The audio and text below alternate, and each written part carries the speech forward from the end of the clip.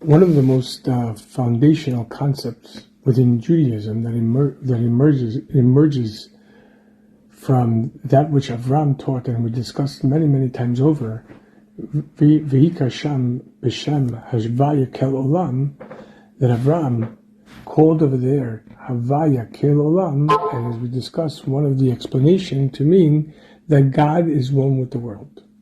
And one of the emerging concepts from that is the concept of divine providence, Hasgacha Pratit, in that Hasgacha Pratit literally means divine, nuanced, detail-oriented providence, and that Hashem not only cares but interacts with every single detail to the minutia of the universe.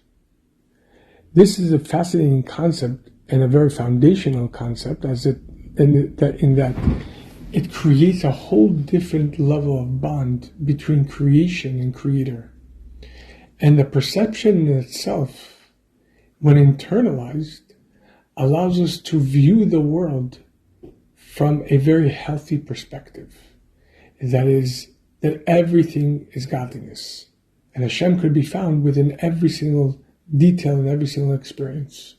As a matter of fact, the previous Lubavitcher Rebbe once said that if one wants to see God with their own fleshy eyes, let them tune in, let them train their mind, their perception to tune in to the divine providence of every single second. This concept, of course, has its source in the revealed part of Torah as well.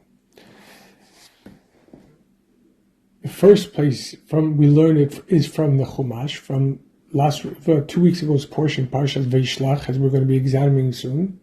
And then, as the Rebbe also teaches, we learn it from the Talmud as well, from one of our most prominent sages' observation.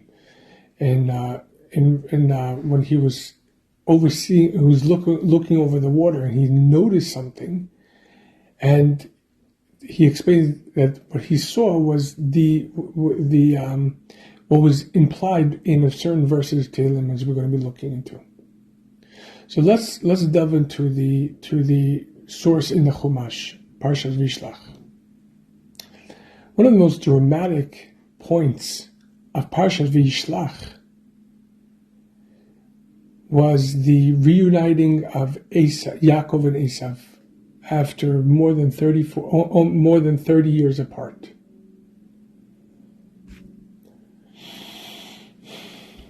When Yaakov ran away from his father's home because Esav wanted to murder him for having taken the firstborn rights, he didn't really take it.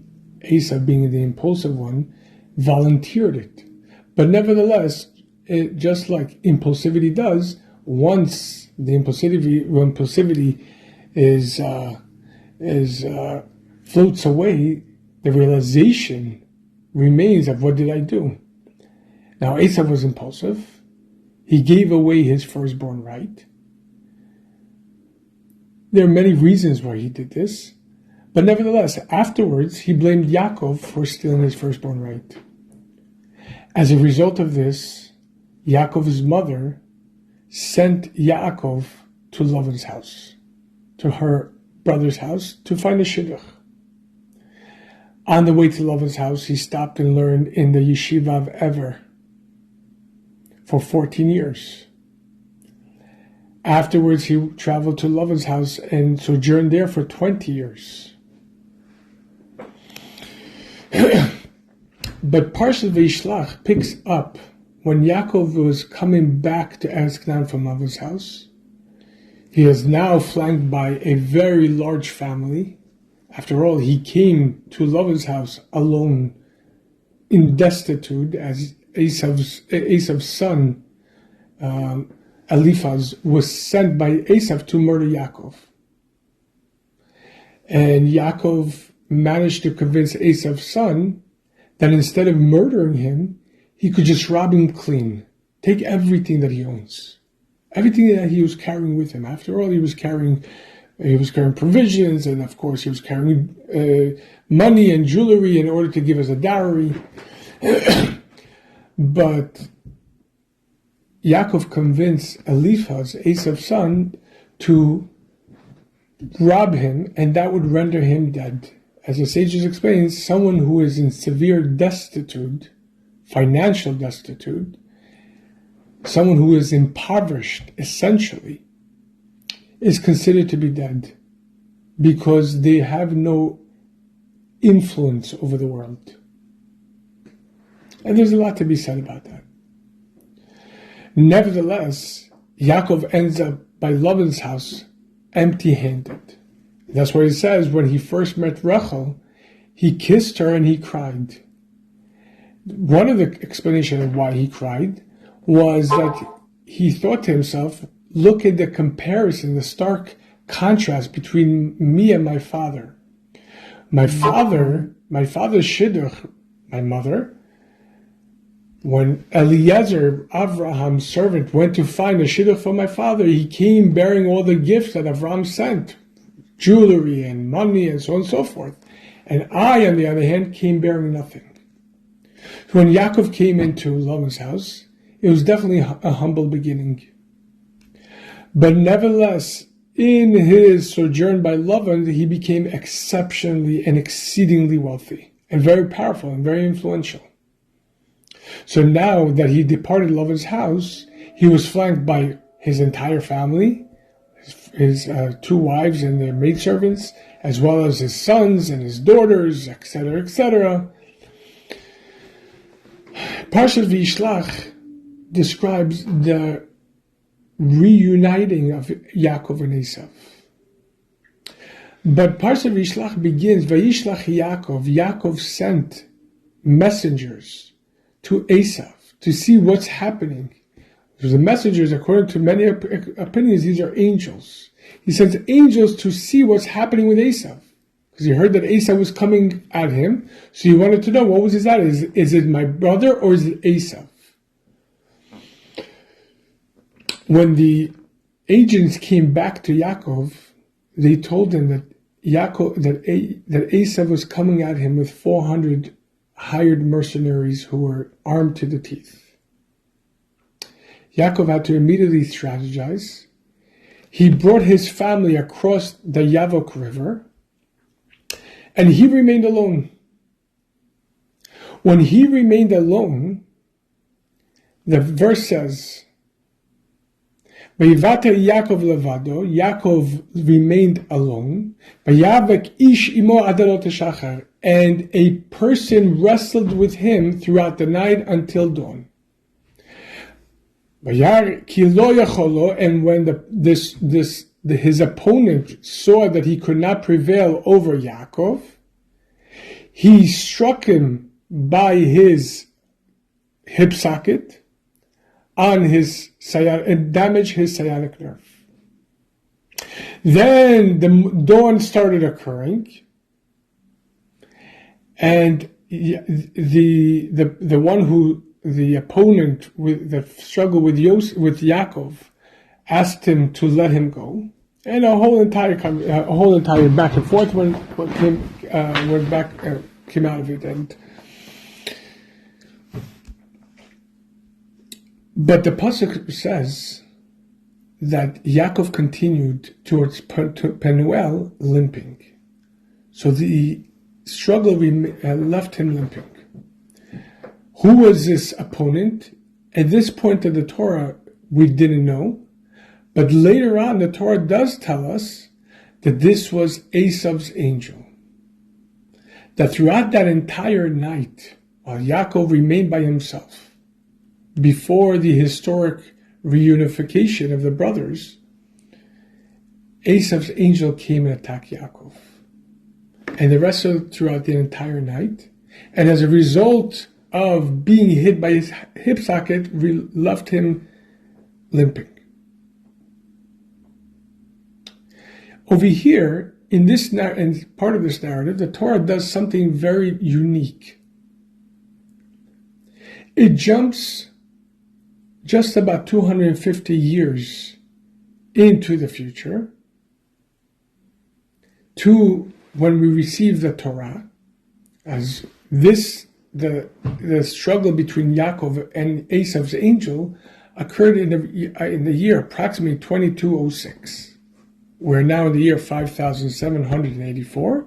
So according to our calendar, Yaakov struggled with Esav's angel in the year 2206.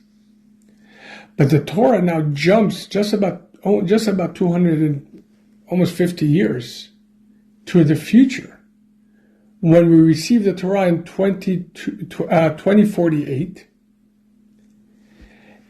and tells us, Al ken lo yechlu vnei Yisrael es gida nashe, therefore the children of Israel will not partake of the sciatic nerve, which is by the hip socket, until this very day. Why? Because the angel struck Yaakov in his hip socket and damaged his sciatic nerve. So, in the course of telling us regarding the struggle between Yaakov and Esav's angel, the Torah tells us what was the result of the struggle, that Yaakov was impaired because of this, and then tells us for this reason the Jewish people don't eat from the sciatic nerve. But this is not part of the narrative. The Torah actually goes in a very unique way and basically jumps to Matan Torah, to the time where we receive the Torah, and gives us the mitzvah that Hashem commanded us in regarding the Gida Nashe, the sciatic nerve, not to eat from the sciatic nerve. Sciatic nerve is in the hind legs of the animal. That's why we were technically not allowed to have any of the rump roast or any of the filet mignon, because to remove these nerves is very, very, very meticulous process. It's not just the nerves; it's the fat around the nerve. It's the it's not fat. What are they called? There's a word for it. No, it's a type of fat. It's a type of fat. I'll remember I'll say. But to remove the fat around it, and so on and so forth. So today, for the most part, we just don't partake of it. We sell that part to the non-Jewish people, to the non-Jewish butcheries. But there is certain people who have the tradition of how to do it correctly, and if it could be done correctly, it is technically permissible. But it's because it's so meticulous, most people who are not 100% experts. Okay.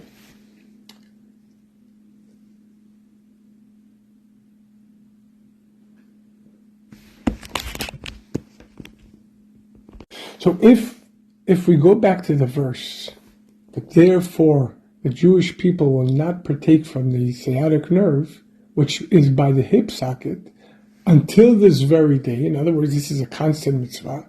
Why? Because the angel touched and struck the hip socket and damaged the sciatic nerve. So if we go back to that verse, we find something very, very unique. Not only does the Torah explicitly tells us, and regarding this historical event that occurred, this wrestling match between Yaakov, angel, and Yaakov, and because of this struggle, and as the outcome of the struggle, the Torah makes a decree that we're not allowed to eat from it. But not only that, but it cuts and pastes from the very next Chumash, from the very next book in the Torah, the book of Shemot, in which describes the events that we received the Torah and all the laws that we received over there. So it actually cuts and pastes all the way from there into this narrative in the book of Bereshit. Understand? And all of this is to emphasize that, as we're going to see, that this historical wrestling match between Yaakov and Esav's angel is symbolic of the struggles that the Jewish people will have throughout history with the descendants of Esav. Let's look, for example, for a second, to the Sefer HaChinuch, the book of Chinuch, the book of education. This is a very prominent book, a scholarly book in the Jewish world, which was written in the 13th century by an anonymous Jewish sage. He calls himself the Levi of Barcelona, which is a sort of encyclopedia of sorts of all the mitzvot. What makes this book so unique is that the author, the rabbi, goes parsha by parsha and extracts the mitzvot from each parsha and then elaborates them, explains them on the legal level, on the ethical and moral level, the implications of this mitzvah. In the book of Bereshit, there are only 3 mitzvot. The mitzvah of Gid not to eat from the Gid HaNasheh, not to eat from the sciatic nerve, is the 3rd of the mitzvot. The very next mitzvah is already found in Parshat Bo. Just before the Jewish people went out of Egypt, we were commanded to start counting the months, etc., etc. So let's read quickly from the Sefer Chinuch. So first, the legality of it. Parshat Vayishlach has one negative commandment, and it is the prohibition of eating the sciatic nerve, as is stated in Bereshit, chapter 32, verse 33. Therefore, the children of Israel should not eat from the sciatic nerve. And this phrase, they shall not eat, is not to be taken as part of the story, to mean that because of this event occurred to our forefather, we, his descendants, refrain from eating that nerve. Rather, it is a warning, a prohibition of God that they shall not eat it. In other words, it's not a result of the story. God himself, in the midst, as we said before, after giving us the Torah, decrees that we should not eat eat from the sciatic nerve. It's a mitzvah. It's not a result of a narrative, but rather in a standalone mitzvah. Now, what is the significance of this? What could we learn from this mitzvah? What does this mitzvah come to teach us? The Sefer Chinuch continues, it is from the roots of this commandment that is to serve as a hint to the Jewish people that though they will suffer many trouble in exile by the hand of the nations and by the hands of the descendants of Esav, in other words, the Christians, the Jews should trust that they will not perish, but rather that their descendants and their name will stand firm forever, and that their Redeemer, Mashiach, will come and redeem them from their oppressor. And in continually remember this idea through the commandment that serves as a reminder, they will stand firm in their faith and righteousness forever. And this hint stems from the fact that the angel who fought with Yaakov, our forefathers, who according to our tradition, as found in the Midrash, was the guardian angel of Esav. So this guardian angel of Esav wished to eliminate Yaakov from the world, he and his descendants. But he could not get the better of him, as it says, and he couldn't prevail over him.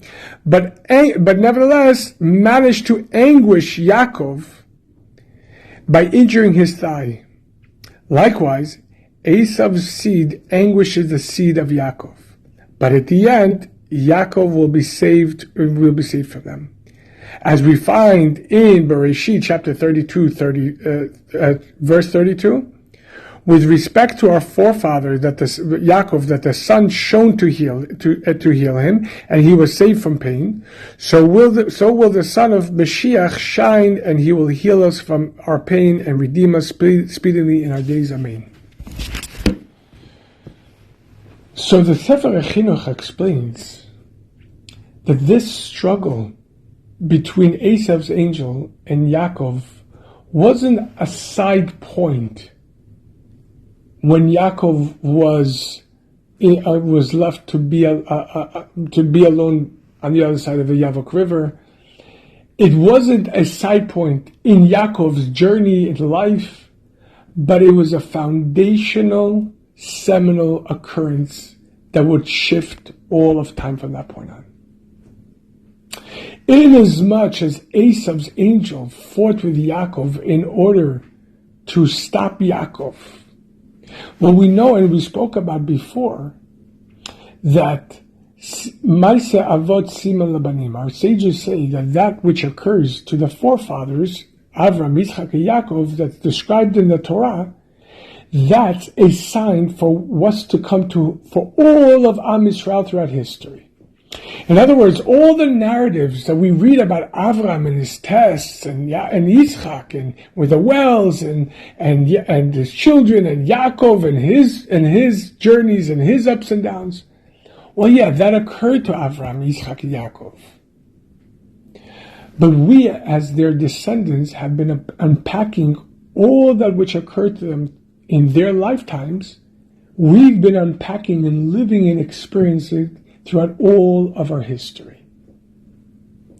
So this wrestling match, this historic wrestling match between Esav's angel and Yaakov, wasn't just a side point that the Torah decided to share with us, but rather a foundational ordeal which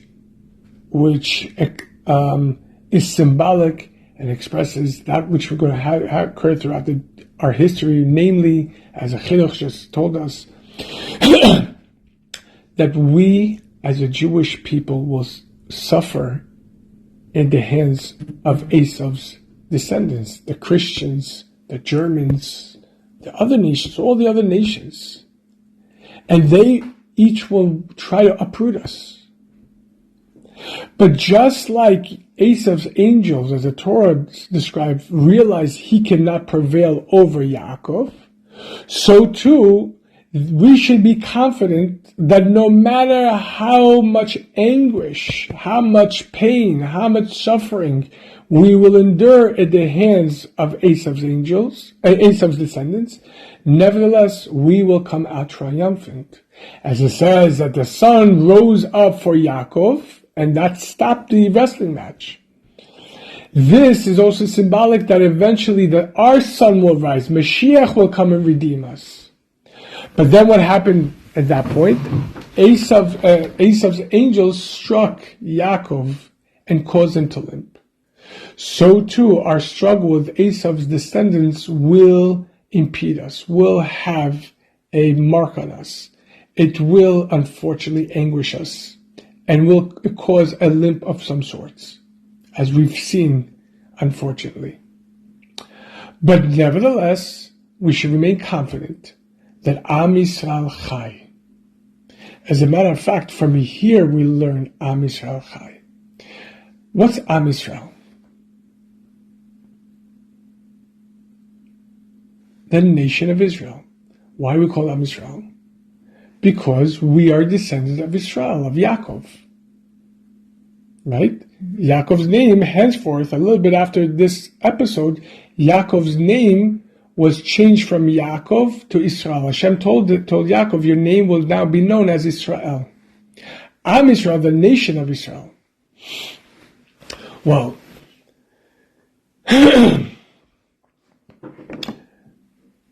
the nation of Israel is because we all stem from it, right? So because we called Am Yisrael, and Esav's angel tried to uproot Yaakov, and therefore uproot all the Jewish nation, and he couldn't prevail. Lavan, as the Haggadah tells us, couldn't prevail over Yaakov. Lavan, it says, was worse than Paro.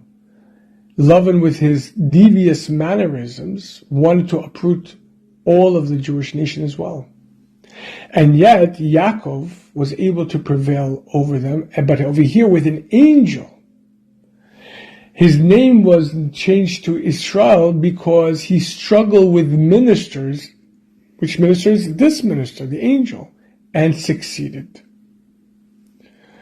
So yeah, that is symbolic and very telling of what's to come for the Jewish people, that Esav's descendants will try to chaz v'shalom uproot us. And as we say in the Haggadah during the Seder, V'hisha amda lavasenu v'lanu, shelo echad bilvad, and it stands for us. And it stands as a truth, and for us, that not only one nation, not only one generation, and rather in every generation, someone stands up with the final question, with the ultimate question, with the ultimate solution for us. And each generation they try to chaz v'shalom, ... Lo aleinu. But Hashem is with us. Hashem always protects us. Hashem saves us from their hands. This is how the Sefer Chinuch interprets this mitzvah. That on one hand, we have the legal obligation not to partake from the sciatic nerve. And what it teaches us is Am Yisrael Chai, that we will prevail.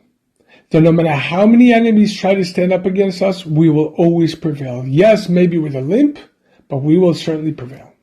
Make sense so far?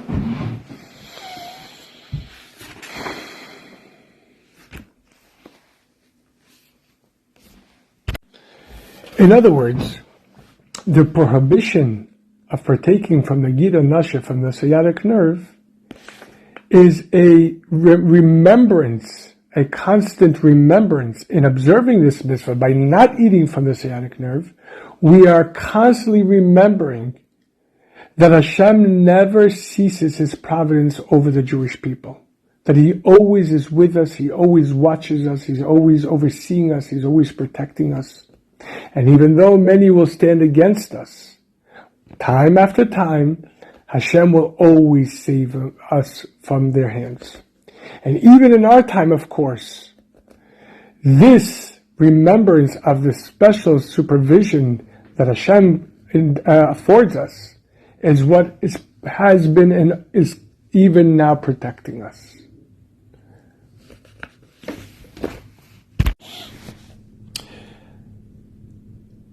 But here we have a very big question. What is the connection between refraining from eating from the sciatic nerve and constantly remembering that Hashem is protecting us? How does coming to a not kosher meat department, and seeing the filet mignon and says, well, I can't eat from that because of Gida Nasha, the prohibition of not eating from the sciatic nerve. How does that conjure up symbolism of victory, of resilience, of preservation, historical preservation, that the Jewish people literally been preserved throughout history and intact? What's the connection? Let's look at the Rebbe's words in his talk. The Rebbe says we have to understand when we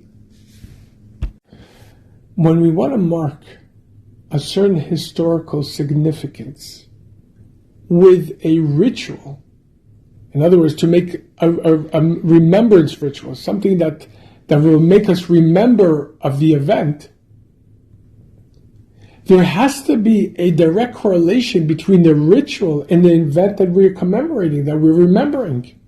For example, when we sit down on the 15th day, at the beginning of the 15th of Nisan in the evening time, to have our Seder, our table is laden with all kinds of symbolism. What symbolism? Everything that reflects our original exodus from Egypt. We have matzah, just like our forefathers had matzah right before they left Egypt, on their first Seder. We have maror, just like the bitter herbs, just like our forefathers had when they had their first Seder. And before Pesach, we really need to understand why the maror, and we'll discuss it another time. We have on our table something which is symbolic of the Korban Pesach. We're not allowed to have Korban Pesach today because we don't have a Beit HaMikdash, but we have the shank bone, which reminds us of Hashem's outstretched hand as a remembrance of the Korban Pesach. We act liberated. We sit leaning to the left. We drink wine, etc., etc., to remember the Exodus. And over here, we could see a direct correlation between the ritual and the symbolism for which the ritual is commemorating. Aside from what we're actually drawing, the energies that we're connecting to in the Seder, there's also the symbolic that we have to show ourselves that we're going out of Egypt. But there's a direct correlation. Shabbat. When a person observes 25 hours of Shabbat, it's the ultimate testimony of faith that Hashem created the world in 6 days, and on the seventh he rested.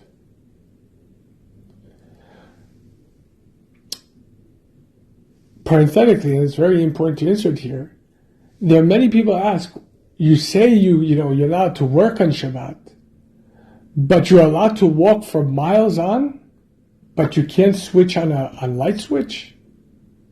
You could move your table from one end of the house to another, which is very heavy and cumbersome, but you're not allowed to ignite a fire? So just very, very quickly, what we're forbidden to do on Shabbat is to perform creative labor. Any labor which creates something new. For example, when we turn on the light switch, we're actually completing a circuit which is behind the switch, which allows the transmission of electricity right through the circuit. So for this reason, we're not allowed to switch it on because we're creating. We're not allowed to turn it off because part of the creative labor is also to destroy in order to rebuild with intention. We're not allowed to cook because then you're creating something. You're taking raw ingredients, you're creating something new out of it. We're not allowed to write because then we're creating something new. We're not allowed to be creative on Shabbat. And there's a whole discussion with Hashem. But nevertheless, we partake in Shabbat by abstaining from creative labor. That in itself is correlated to the fact that Hashem stopped creating on Shabbat. So there's a direct connection between the way we're observing and commemorating to the actual observance, to the actual ritual and the actual event. That's true in every single holiday. Hanukkah, we light the menorah. Sukkot, we enter a sukkah. Everything in commemorating with the actual event that brought this holiday or brought this event on. Sukkot, we enter a sukkot to huts, because once the Jewish people crossed the Yam Suf and ended up in the wide desert, Hashem brought his clouds of glory and protecting us from the hot desert sun. So we enter a sukkah. The word sukkah is what's the main part of the sukkah? It's the schach, the temporary shade over the hut. Again, a direct correlation between the miracle that Hashem did for us in protecting us from the desert sun and how we celebrate today. If that's the case, why then, in marking such a foundational point, according to the Chinuch, the Sefer Chinuch, Yaakov's struggle with the angel wasn't a one-time occurrence, but rather symbolism for all of history, a designation for all of history, of what's to come between Esav's descendants and Yaakov's descendants. If this is such a foundational principle, in other words, it's a principle to rely on, that just like Esav's angels couldn't prevail over Esav, so too Esav's descendants won't be able to prevail over us. And this principle we lean on constantly, to know that hope will never be lost, that we can always be confident that no matter how difficult it'll be, we will ultimately prevail, Mashiach will come. So if this is such a foundational point in our history, Why are we commemorating with one detail of the entire struggle, with abstaining from eating the Gida Nasha? In other words, you would think that we would commemorate the overall struggle, the overall wrestling match between Esav Angel and Yaakov. It would seem that the Gida HaNasha, that the sciatic nerve, is just one detail, that a symptom that occurred as a result of the struggle. Yeah, Yaakov got hurt. You wrestled, you could get hurt. Why is the Sefer Chinuch and our sages learn out our ultimate victory from something that seems to be just a side point in the wrestling match? You understand the question?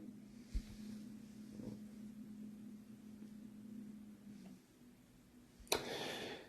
And again, as brought down in the Pasuk itself,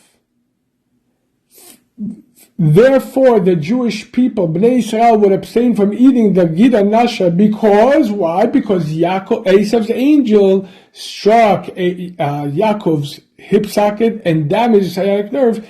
This is just one detail of the wrestling match. Just like literally one detail.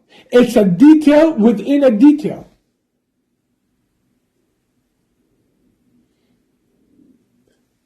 How does this one detail reflect over the overall salvation that Yaakov experienced and his descendants will experience throughout history? Do you understand the question?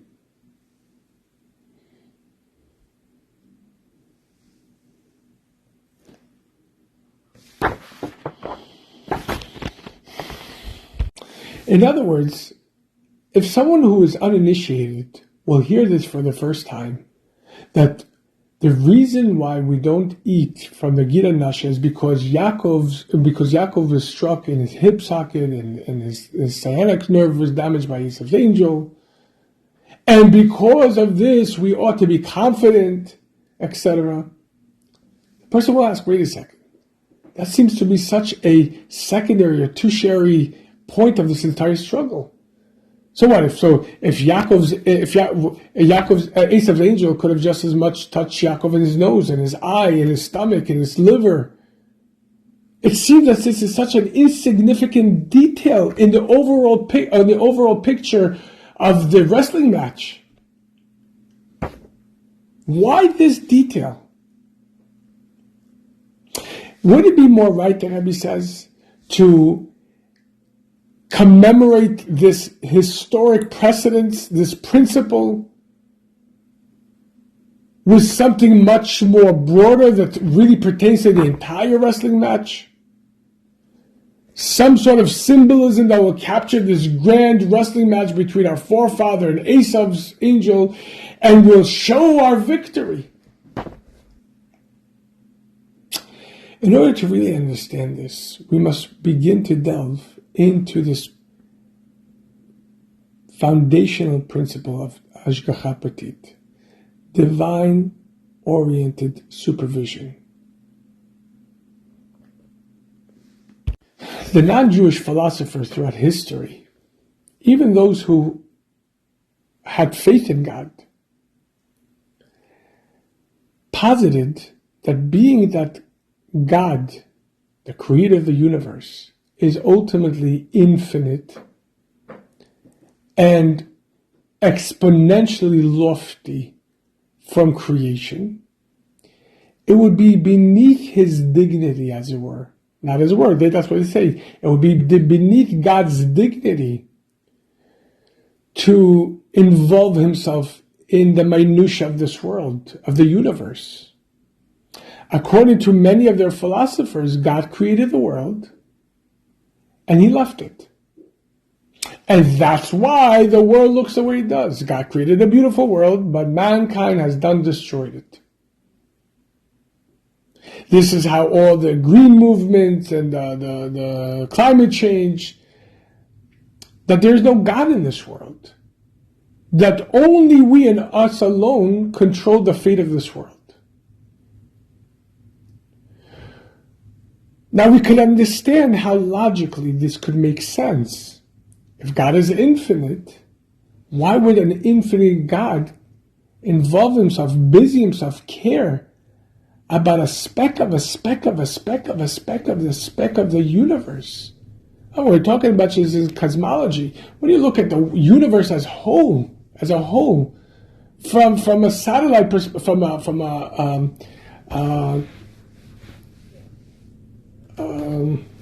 from a telescope perspective, you'll notice how we're not a fraction of a fraction of a fraction of a fraction of a fraction of a speck within the vast cosmos.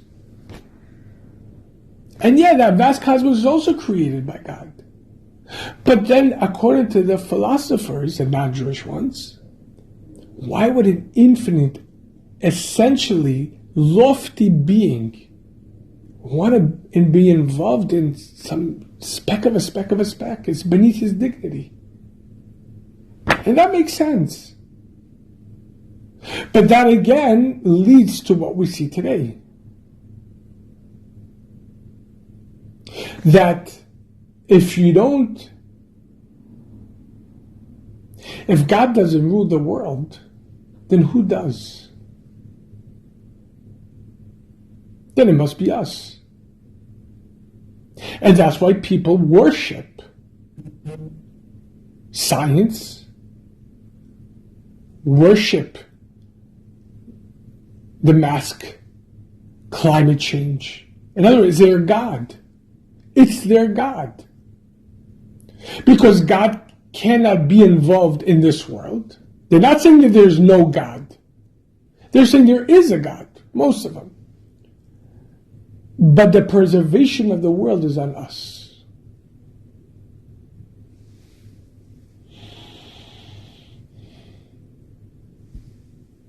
There's a lot to be said about this. A lot. But just as an answer to this, and when you think about it, this is a side point, but it's an important side point. I remember years ago, and this happens almost every year, the PETA people come to the Kaparot in Crown Heights to video, to show how bad we are, how evil we are. And I approached a group and asked them, what is your problem with this? He says, oh, you're killing chickens and this. He says, what gives you the right to take their life? Now, the tradition itself is a very holy tradition. Is it always done correctly? Unfortunately not. But for the most part, and historically, this is a very holy tradition and we must keep it. But I didn't want to go there because they wouldn't understand that part. But I asked him a very simple question. What are you wearing? He was wearing a sweater. I said, what is your sweater made out of? He said, it's made out of wool, cotton and wool. I said, hold on, cotton and wool? How do you get the cotton? He says, you have to pick it from the... He says, so wait a second, what gives you the right to take a life of a cotton stalk? He says, and I asked him, what do you eat? He says, he's strictly vegan. I said, do you eat fruits, vegetables? He said, of course, that's the majority of my diet. He says, well, who gave you the right to take a tomato off of a vine? Aren't you killing it? As a matter of fact, there are studies that shows that lettuce could actually feel itself being chewed, and it hurts it, because it's life. It's not like our life is not revealed like our life is revealed to our body, because the vessel is very different. But nevertheless, it's life. What gives you the right to pick a vegetable from a stalk and kill it, but not an animal? Why a vegetable, yes, and an animal, no? Why a stalk of cotton, yes, but not an animal?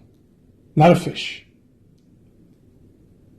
See, once it becomes your own mind, you just pick and choose whatever you want. The fact is that God commands us to elevate the world. And when we interact with the world, we elevate it. When we eat from something that grew from the ground, we elevate the ground upon it grew upon, and all the necessary labor that had to be performed in order to invoke the growth and so on and so forth, all the machinery and all the fuel, everything that was used in order to harvest and deliver it to your house, and you were using a Shabbat table or whatever, your table, in order to eat with a bracha, in order to do a mitzvah, you elevated all the world. When you ingest an animal, we elevate the animal and the plant life in which it consumed, and the inanimate ground in which the plant life grew upon. In order to elevate, yes, we have to eat.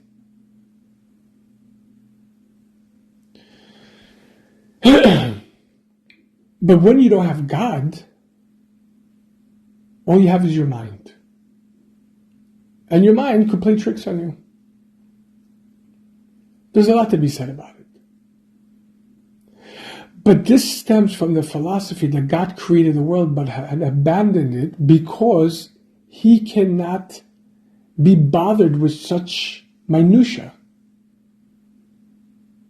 So yes, there's a God, there's a creator of the world, but he's simply disattached.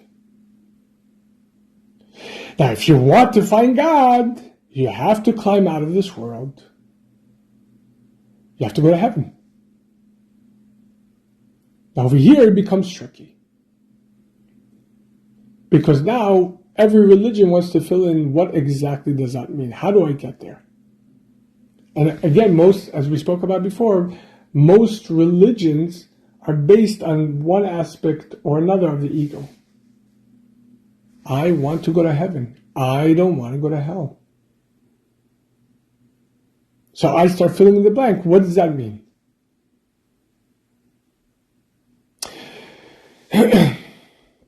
However, from the Jewish perspective,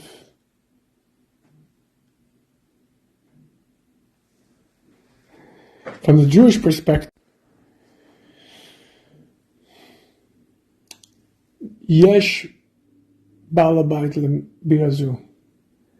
There is someone overseeing our universe. Hashem is very much present in our world. Hashem cares and takes interest in that which we do. Hashem cares and wants us to behave ourselves in one way or another. Hashem gives rewards for those who are righteous and gives consequences to those who are wicked. So, on one hand, on one conceptual level, because this is what's called Hasgacha, supervision. That Hashem didn't just create and abandon, forget about the world. God forbid. But Hashem oversees everything that happens in this world. But over here now, even in our perspective, there's a question. Yes, but how much? How much does Hashem care? How much does he involve himself with our world, with the universe? Yeah, we understand that God created the world. God created the world and cares about it and supervises, but the only question, to what extent? Many of our great sages, the Rishonim, like the Rambam, Rabbi Moshe ben Maimon Sfaradi, as well as the Ramban, Rabbi Moshe ben Nachman. These are prominent pillars of Judaism. They understood that Hashem's providence is a general providence, not specific. Hasgacha klalit. Hasgacha Pratit means specific and divine-oriented supervision. Hasgacha klalit means general. Yes, Hashem does oversee the world. Yes, Hashem does care about what happens in this world. But he does so generally. He interacts with the world at a general level. In what sense? Hashem interacts with the world, but on the macro level, the general level. specifically with mankind. But not that every single detail, not that Hashem oversees and interacts with every detail, just the general big picture of things. For example, what does that mean? According to these philosophers, Hashem supervises, let's just say, the animal kingdom.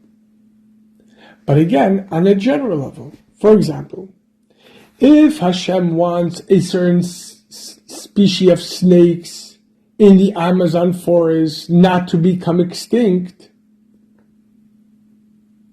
then Hashem makes sure that that species has a very good reproductive season. That all the elements that are necessary for the gestation of the egg and the fertility of the egg and the hatching of the egg, in other words, the weather and all the necessary environmental variables that are necessary for this egg to hatch, Hashem makes sure that it happens so the species will survive. But does Hashem care about which particular snake will survive? Does Hashem care about a particular snake of the species? No. It's the general, the bigger, the macro picture, but not the individual. Of course, not what happens to a particular snake throughout its lifetime. What food is it going to eat this rat, or is it going to choke out and eat a rabbit? Is it going to find it on a tree, or is it going to find it on the ground? What's the difference?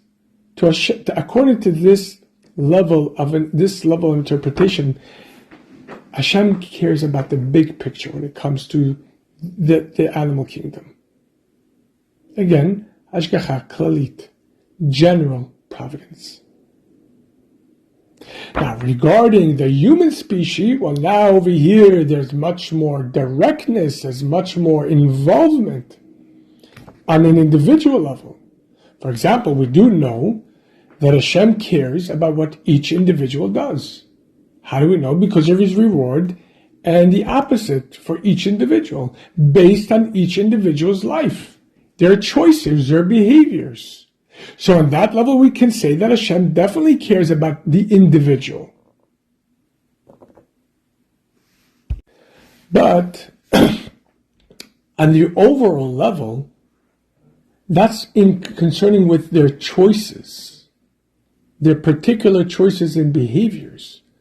But not that every detail of this person's life interests God. Now, even according to the Rambam, Hashem definitely presides over the tzaddikim. There is the Talmud says, "V'amech kulam tzaddikim," all of us are tzaddikim. So, with the Jewish people, Hashem oversees and is involved on a micro level every detail and event that the Jew is going to experience throughout their life. Everything happens from above. From the bigger picture things to the minutia. Everything to the tune of Hasgacha Pratit.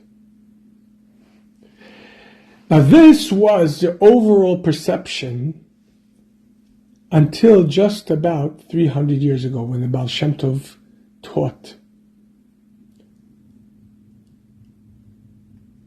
and explained the concept of divine providence as he learned it from, as we said before, an episode which the Talmud describes regarding Rabbi Yochanan, which we'll look into tomorrow.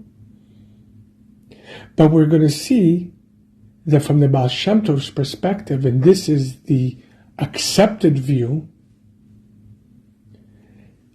is that Hashem oversees and interacts with every detail of creation,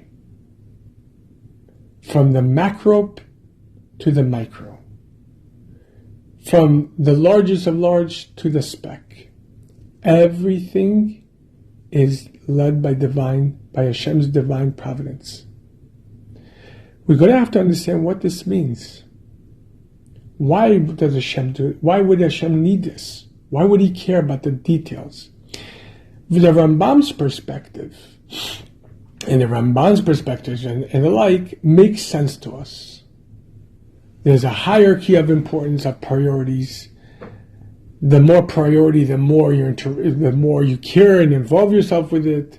The small priorities, well, there's a system that Hashem put into the world, and everything has a cycle and a pattern, and Hashem is the one that oversees the general pattern and cycles of the world. But according to the Baal Shem Tov, where every detail, as we're going to see, even a leaf falling from the ground, from the tree, how much more so when it comes to human interactions, everything's by divine providence.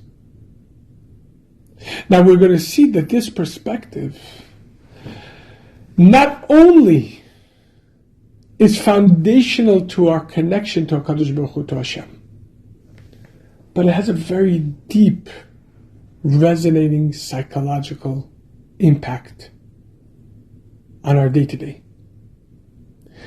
Then when we start understanding Hashem's mannerisms within this universe, we start looking at the universe completely different.